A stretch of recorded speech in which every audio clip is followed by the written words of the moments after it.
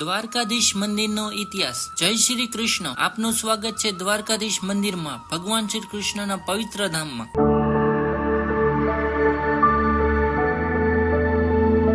આ મંદિરને જગત મંદિર પણ કહેવામાં આવે છે। 5 માળનું આ મંદિર 72 થાંભલા પર ટકેલું છે।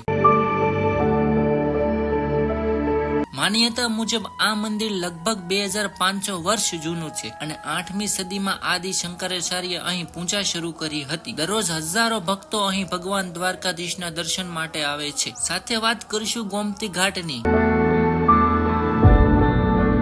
ગોમતી નદી ગંગાજીના અવતાર તરીકે માનવામાં આવે છે। અહીં યાત્રાળુઓના સ્નાન કરીને પોતાના પાપો ધોઈ નાખે છે। ઘાટ પર અનેક નાના મંદિરો છે, સામેલ છે શક્રતીર્થ અને સાંભળવા મળે છે કે ગોમતી માતાની કથા। જો તમે દ્વારકા આવો તો ગોમતી ઘાટના પવિત્ર જળમાં ડૂબકી જરૂર લગાવજો। આશીર્વાદ સાથે જય શ્રી કૃષ્ણ।